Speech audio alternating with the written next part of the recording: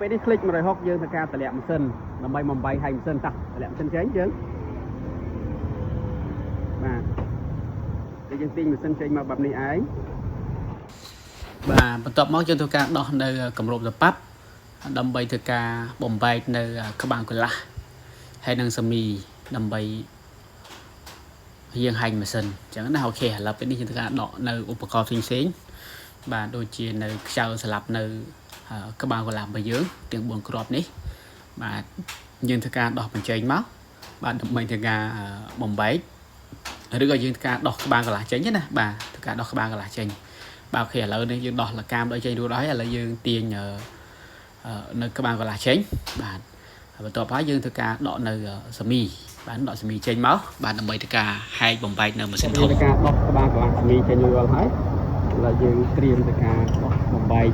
ហើយម៉ាស៊ីនចេញណាសម្រាប់ពួកម៉ាស៊ីន160បាទគឺថា click ADV PCX បាទកម្លាំងម៉ាស៊ីន160ណាបាទអូខេតោះឥឡូវពេលនេះយើងធ្វើការនៅដោះខ្យៅជុំវិញរបស់នៅកាតាបាទម៉ាស៊ីនទាំងអស់គ្នាបាទយើងដោះកលឹងជុំវិញឲ្យអស់ទៅបាទពុះខ្យៅលេខ10នោះវាបាទបានស្លាប់ជុំវិញនៅលើកាតាធំរបស់យើងឥឡូវពេលនេះយើងធ្វើការដោះបំបែកនៅកន្លែងបាទផ្ទាំងមញងបូមព្រៃជាមុនសិនបាទ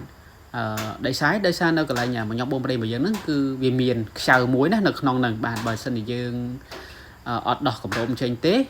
បាទហើយក៏យើងបានដោះខ្យៅសម្រាប់នៅកន្លែងកដាលមញងបូមព្រៃនឹងមួយទេយើងមិនអាចដោះបំបែកឲ្យម៉ាស៊ីនចេញបានទេព្រោះធម្មតាខ្យៅនៅជុំវិញហ្នឹងគឺយើងដោះឲ្យប្រកាសណាយើងត្រូវការដោះព្រោះយើងឃើញបើវានៅខាងក្រៅអញ្ចឹងណាបាទយើងនៅខាងក្រៅនេះដែលយើងកំពុងដោះនេះបាទហើយនេះកដាលនេះបងប្អូនកុំភ្លេចនេះគេកន្លែងចង្អុលនេះគឺខ្យៅនេះបាទតែអត់ដកកម្រោបហើយអត់បានដកចេញបាទគឺយើងវាយសាច់កាតាធំនឹងអត់ចេញទេបាទតែឥឡូវពេលយើងដោះកាតាដោះខ្យៅជុំវិញអស់ហើយនឹងអាខ្យៅនៅកណ្ដាលជាប់នឹងខ្ញុំមកព្រេងអស់ហើយខ្យៅជុំវិញហើយយើងប្រើញួរចូលអញ្ចឹងទៅគោះបញ្ចេញសងខាងមកអានេះអញ្ចឹងវាចេញបានគួរណាស់ទេបាទចេញបាទទៅបើយើងហាញម៉ាស៊ីនរួចហើយយើងការហាញម៉ាស៊ីនរបស់យើងគឺយើងត្រូវការយកវាលជាងឬដៃឬក៏យកយេនរបស់យើងដើម្បីយកទៅអែបឬក៏ដូរដៃយេនហ្នឹងឯងបាទអញ្ចឹងសម្រាប់ម៉ាស៊ីន160បងប្អូនដោះចេញមកបងប្អូនកុំភ្លេចដកនៅឡតនេះណាឡតនេះសំខាន់ណាគឺឡតនេះឡតសម្រាប់ចម្លងប្រេងបាទទៅមួយខាងទៀតណាអញ្ចឹងឡតនេះគឺយើងដកចេញមកដល់នេះវាមានរិញមកវាមួយណាមានរិញមកវាតែយើងដកចេញមកកុំភ្លេចដកចេញណាប្រយ័ត្នធ្លាក់បាត់ហើយនឹងរិញមួយទៀតសំខាន់ណាស់កន្លែងពេលយើងបង្គុំចូលទៅអត់មានរិញឬក៏អត់បានដាក់ឡតនោះទេគឺចប់ហើយម៉ូតូគឺអត់មានបូមប្រេងឡើងទៅចំក្បាលកន្លះសាមីបានទេហើយណាកាប់ដកចេញមកណាកុំភ្លេចគេបន្តយើងអត់ចេញមិនរិញណាឡៃរិញនេះរិញយើងមើលផងបើសិនជាវាមានការរឹងឬក៏មានការរិចរើសយើងដូរចេញទៅរិញនេះបាទណាកុំភ្លេចឲ្យសោះពេលបង្គុំយកទៅវិញបាទណាសំខាន់ណាបាទ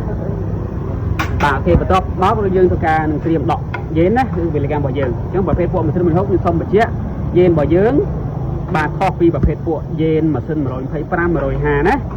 បាទនេះកុំភ្លេចបើបងប្អូនជាងដៃថ្មីអត់បានយល់ដឹងពីចំណុចមួយនេះទេវាទាំងវាយតងប់វាយតបាក់យើងក៏ចេញដែរដោយសារសេរីនេះគឺគេបានធ្វើខ្យល់សម្រាប់ពីក្របប្រទេសដៃនេះសម្រាប់ឡុកនៅបដាងយេនរបស់យើងណាសេរីថ្មីសម្រាប់ម៉ាស៊ីន160ណាដល់ដោះចេញអញ្ចឹងនេះវាយអត់ចេញទេណានេះដាក់ឃើញខ្យល់ពីក្របនៅកន្លែងនេះគឺមានឡុកប្រទេសមួយយើងដកចេញមកសិនគឺប្រទេសសម្រាប់ឡុកនៅអាក់របស់បដាងបាទវាទាំងរបស់យើងតាក់ដោះចេញមក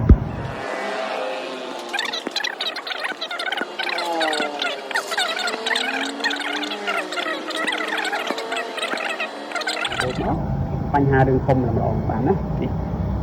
នេះប្រទេសពីដកចេញមកប្រទេសនេះគឺជាប្រទេសសម្រាប់ឡុកនៅចង្អូរបស់បដាងវាទាំងរបស់យើងចាំយើងវាយចេញអូខេណាអូខេឥឡូវពេលនេះដោះចេញរួចរាល់ហើយយើងអាចវាយវាទាំងចេញបានតោះយើងត្រៀមគោះនៅវាទាំងយើងចេញមកវាអត់ស្ដឹងប្រហែលទេតោះ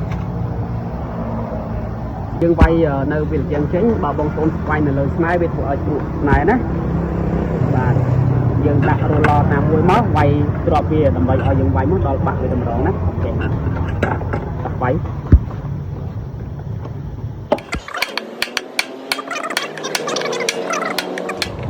បាទអូខេឥឡូវពេលនេះមានការគោះចេញហើយដល់ពេលនេះខ្ញុំបានធ្វើការវាយវាទាំងចេញហើយនេះប្លោះនេះនេះជាប្លោះដែលសន្ទះនៅបាត់នេះណាស្អីបងប្អូនឃើញបាទនេះជាមូលដែលយើងត្រូវដោះចេញសិនណាបើដោះចេញបងប្អូនវាយអត់ចេញទេនេះបាទណាអូខេ នេះជាមូលហេតុដែលយើងធ្វើការហាយសិនមកដើម្បីយើងធ្វើការមិនបាទយកតែអេតជេនគឺយើងដូរបដាងជេនណាបាទដោយសារវាលឺបែបនេះអូខេបាទនេះសម្រាប់ការហាយម៉ាស៊ីនរបស់ប្រភេទម៉ាស៊ីនរុយហុកតែឡើយពេលនេះយើងទៅបំបែកនៅក្បាលកន្លះម្ដង